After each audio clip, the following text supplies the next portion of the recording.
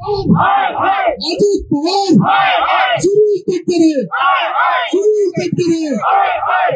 अन्याय या महायुती सरकारने आणि त्यातल्या त्यात राष्ट्रवादी अजित पवार गटाने आणि अजित पवारांनी केलेला आहे। गेल्या 1 वर्षापासून जी जातीवादी पिलावळ मनोज जरांगेच्या नावाने महाराष्ट्रामध्ये हैदोस घालत होती, त्याच्या विरुद्ध या महायुती सरकारमधील एकही मंत्री एकही नेता पुढे यायला तयार नव्हता।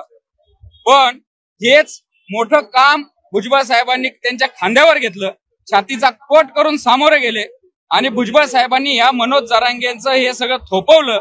आणि भुजबळ साहेबांकडे बघून या तमाम ओबीसींनी या महायुती सरकारला एवढ्या मोठ्या प्रमाणामध्ये बहुमत दिलं।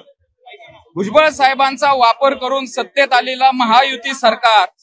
ज्या वेळेस त्यांचं सत्ता स्थापन होती त्यावेळेस भुजबळ साहेबांबरोबर दगाबाजी करतं, भुजबळ साहेबांना मंत्रिमंडळाच्या बाहेर ठेवतं आणि तमाम ओबीसी 6 कोटी ओबीसींच्या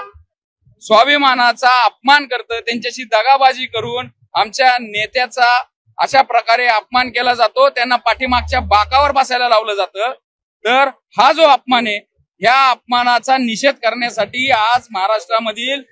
प्रत्येक जिल्ह्यात तालुक्यामध्ये आंदोलन आहे आणि आम्ही पुण्यामध्ये, कारण की इथं अजित पवार पालकमंत्री आहेत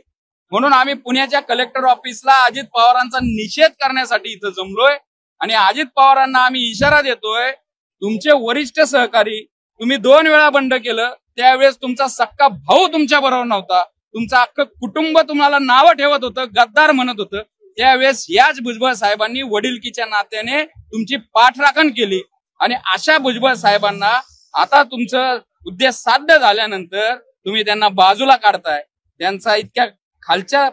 पतीला जाऊन तुम्ही अपमान करताय। तर अजित दादा, तुम्हाला पुढे पक्ष चालवायचा आहे, तुम्हाला पुढे राजकीय कारकीर्द आहे आणि तुम्ही असाच पक्ष चालवणार का, असा आमचा तुम्हाला सवाल आहे। त्यामुळे अजित दादा, तुम्ही आता पण सुधरा, समोर या, स्पष्टीकरण द्या आणि ओबीसीचे नेते भुजबळ साहेबांना सन्मानजनक वागणूक देऊन सत्तेमध्ये